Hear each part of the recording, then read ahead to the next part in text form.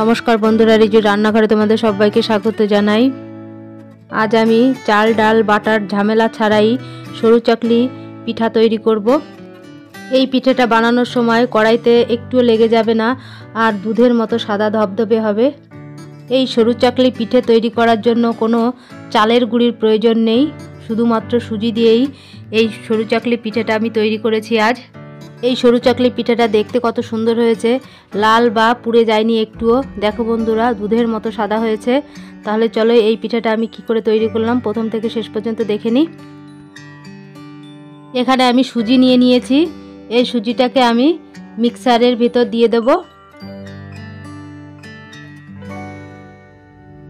আর এখানে আমি হাফ চামচ চিনি দিয়ে দেব।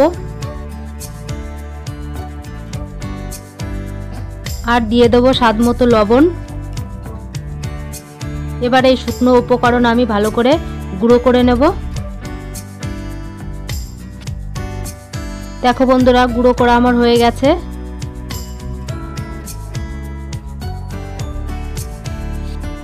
এই গুঁড়ো করা সুজির ভেতরে আমি দিয়ে দেবো 2 চামচ ময়দা।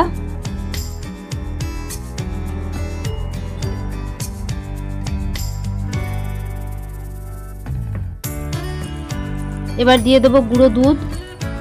এই দুধটা দিলে খেতে খুব টেস্টি হয়।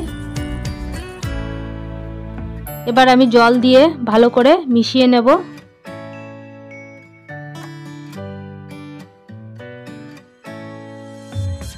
এই মেশানো ব্যাটারটা আমি আবার মিক্সিতে পেস্ট করে নেব। এই ছোট মিক্সারে ধরবে না, তাই আমি 2 বারে পেস্ট করে নেব।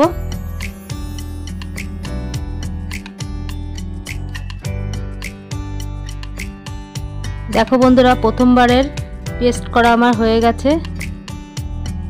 এবার আমি একটা পাত্রে ঢেলে নেব। কতটা স্মুথ হয়েছে ব্যাটারটা।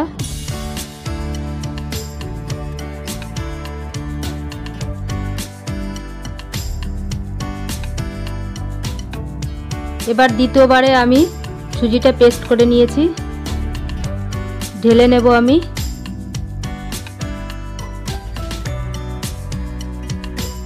এই পেস্ট করা সুজিটাকে আমি 10 মিনিট রেস্টে রেখে দেব।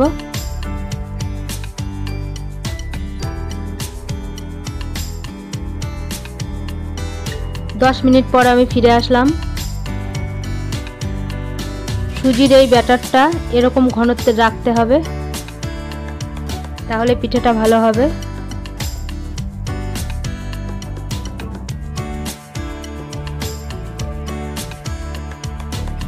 এবার আমি উনানে একটা তাওয়া বসিয়ে দিয়েছি। তাওয়াটা গরম হয়ে গেছে। এবার আমি একটা কলার ডগা নিয়ে এটা থেতলে এইভাবে ব্রাশ করে নিচ্ছি তেল দিয়ে।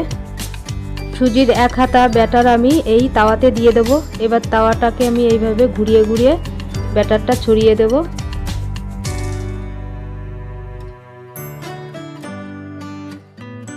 এই সময় উনানের আঁচটা হালকা রাখতে হবে, না হলে পুড়ে যাবে বা লাল হয়ে যাবে। দেখো বন্ধুরা, সরু চাকলি পিঠাটা কতটা পাতলা হয়েছে আর উপরের কালারটাও চেঞ্জ হয়ে গেছে, সিদ্ধ হয়ে গেছে পিঠাটা। এখন আমি খুন্তি দিয়ে চারিপাশে একটু ছাড়িয়ে নেব।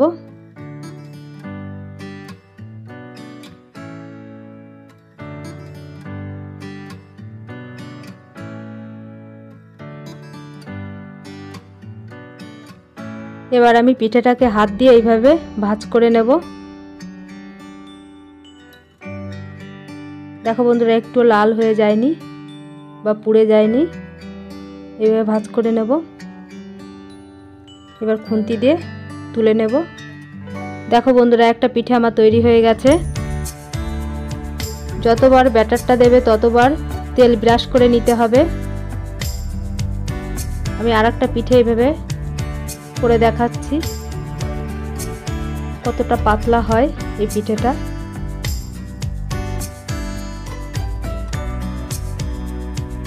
শীতের সময় সন্ধ্যাবেলায় এরকম গরম গরম পিঠে আর খেজুরের পাতলা গুড় যদি থাকে তাহলে সন্ধ্যাটা একদম জমে যাবে। এখন তো শীতের সময় এরকম গরম গরম পিঠে তৈরি করে খাও, আর কেমন লাগলো খেতে আমাকে কমেন্টে জানাও। কোনো চালের গুঁড়োর প্রয়োজন নেই, শুধু 10 টাকার সুজি দিয়েই কিন্তু দুর্দান্ত স্বাদের পিঠে তৈরি করে খাওয়া যায়। দেখো বন্ধুরা, আর একটা পিঠে আমার হয়ে গেছে, এবার নামিয়ে নেব। এই একইভাবে আমি সব পিঠেগুলো তৈরি করে নেব।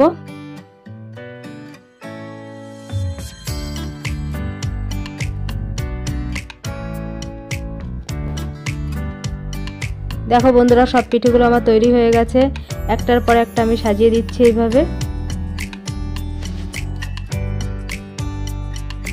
দেখো বন্ধুরা, সরু চাকলি পিঠেগুলো কত সুন্দর হয়েছে। এই রকম নিত্য নতুন ভিডিও দেখতে চাইলে আমার চ্যানেলটা সাবস্ক্রাইব করে আমার পাশে থেকো বন্ধুরা। এরকম সরু চাকলির পিঠের সাথে যদি এরকম গুড় থাকে তাহলে পিঠে খাওয়ার স্বাদটাই দ্বিগুণ বেড়ে যাবে। তাহলে বন্ধুরা, এই পিঠের রেসিপিটা যদি তোমাদের ভালো লেগে থাকে লাইক কমেন্ট করে আমার পাশে থেকো। ধন্যবাদ।